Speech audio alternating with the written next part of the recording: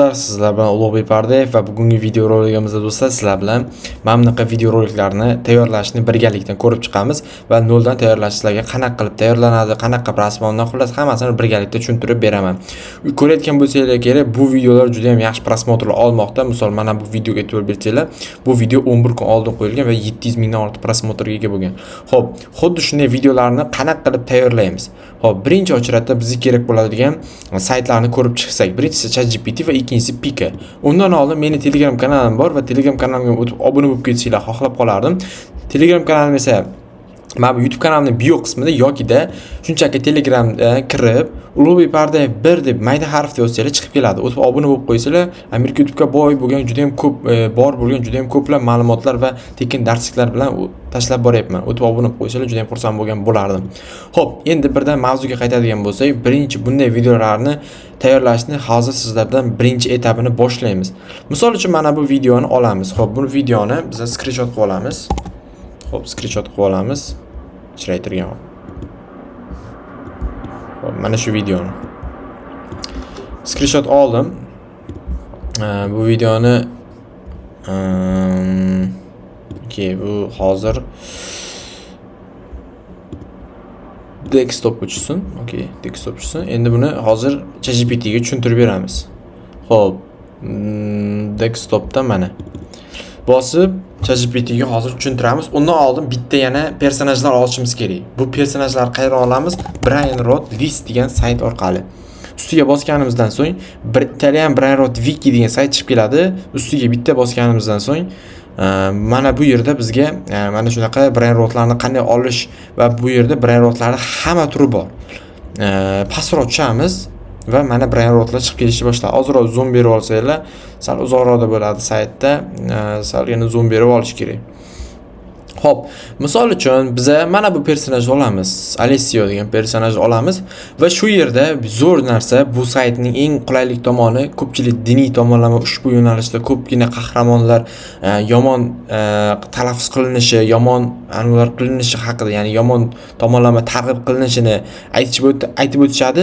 Buni tekshirish juda oddiy yo'li bor. Description, ya'ni описание qismi orqali bu personaj nima qiladi, o'zi nima qilingan, nima ahvolda, xullas hammasini bilib olsa bo'ladi.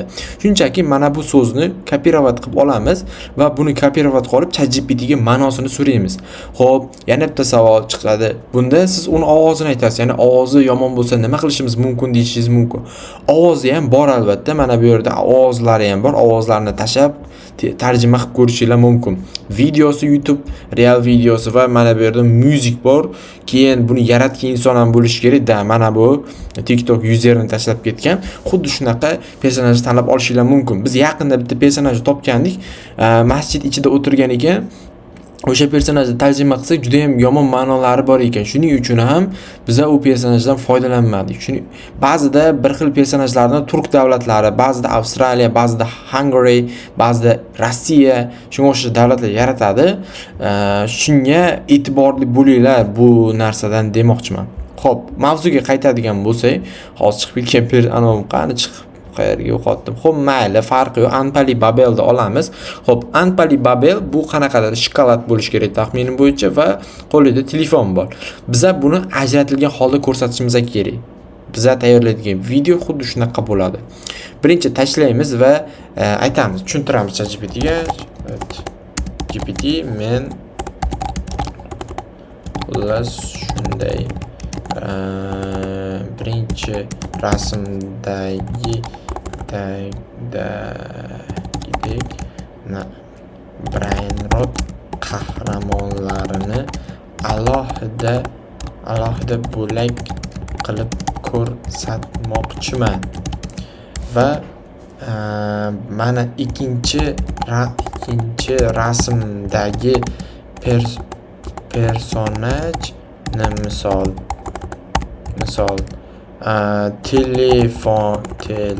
telefon bo'lak o'zi shokolad bo'lishi kerak taxminimcha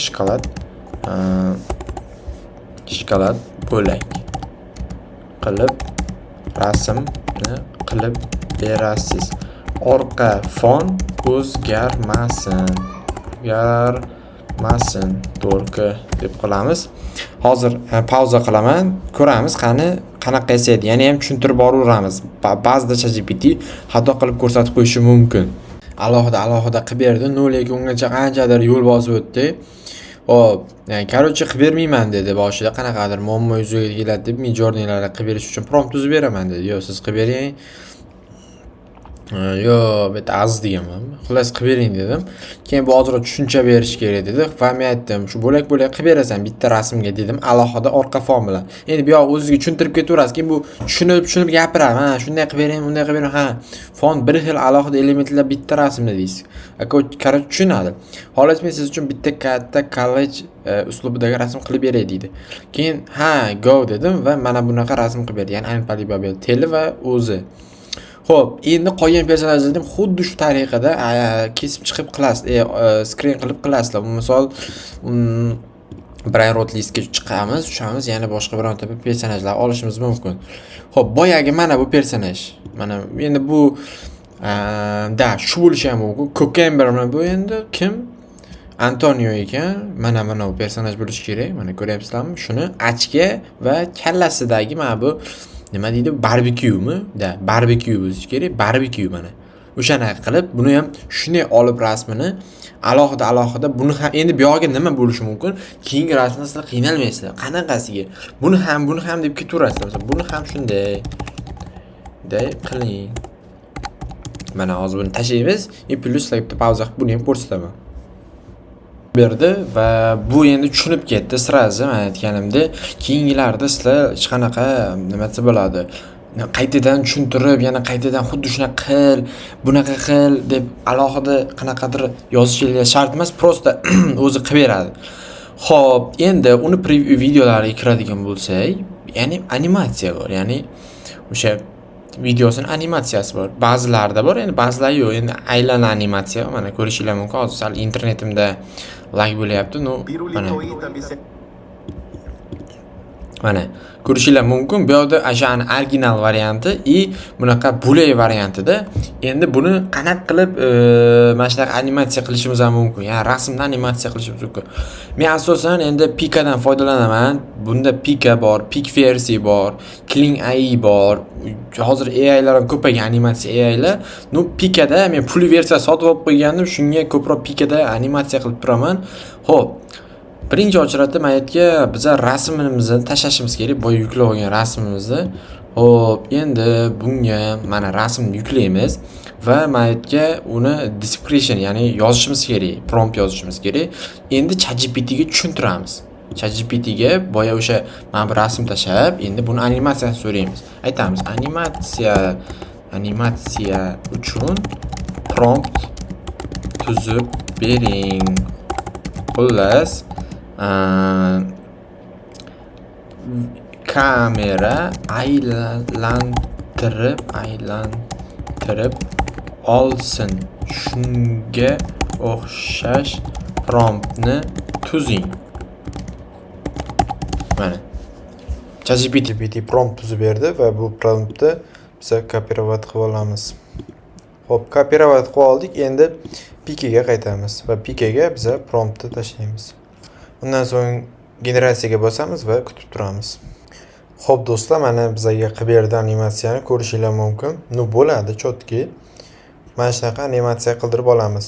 Endi bu yerda ko'ringlar. Xo'p, bu yerda mana bu yerda buni original videosi, original rasmi ham bor. Endi videomi, rasmmi? Yo'q, rasm ekan. Rasmini olish juda oson. Internetdan shunchaki, masalan, biz Anpalibabel qilsak, Anpalibabel deb qidiramiz. Chromedan qidirsanglar ham bo'ladi. Va o'shani mana rasmlari bor mana. Karismot rasmi, keyin muzikasi bor. Endi montaj jarayoniga keladigan bo'lsak, montaj shuncha oddiy. Mana shu videoni qo'yamiz va bu burchakka o'shani rasmini qo'yamiz. Biz hozir sizlarga rasmini mana Chromedan qidirasiz.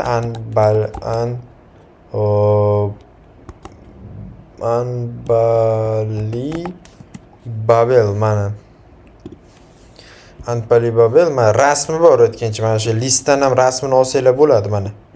rasmini skachat qilib olsanglar bo'ladi burchakka qo'yish uchun. Bitta burchakka rasm qo'yamiz, bu yoqqa esa animatsiyani qo'yamiz. Mana bu g'irra-shiralarnikini shart emas, prosta katta qilib qo'yaveringlar. U blend deb ataladi. Blur berasizlar. No, blur kerak emas. Qolgan videolar ham xuddi shunday mana. Tun sahur prosta tag shkaf variantini qilib bergan. Bu ta sahur bo'lishi kerak. O balerina mana bu kola desa kola и qiz mana shunaqa o'zida. Prosta kallasidagi endi qo'lida olib turibdi. Xo'p, mana bu boyagi, mana bu brat. O, misol Nobini Pizzanini mamnaqa originali, bunda esa bunaqa. O bu mamnaqa lekin bunda bunday. Xuddi shunaqa qilib animatsiyalarni tayyorlab chiqasizlar. Endi Pika narxini bilmayman qancha hozir upgrade bir bosib ko'rib narxlar bilan tanishib bo'lib ketaman. Bu yillik bizga oylik kerak bo'lsa, masalan $35 ga. Hop, $35 ga 2300 ta kredit berar ekan. Men ham shu $35 ga sotib olganim taxminimcha 1700 ta qolibdi. $10 bor, 700 ta beradi. Har biri uchun qancha kredit olishini bilmayman. Hozir bir ko'ramiz qancha kredit olishini. Hop, qani ortga qaytish bundan. No, sotib olsanglar bo'ladi, baribir kerak bo'ladi bu animatsiyalarimiz uchun. Misol bu yerda mana nimadirlar variantlari bor. Mana bu yerda turbo variantlari bor. Pika turbo tezroq chiqaradi. No, 720. Kredit qancha olishini yozmagan. No, qayerda bo'ladi? Agar bilsanglar kommentariyada qoldirib ketinglar.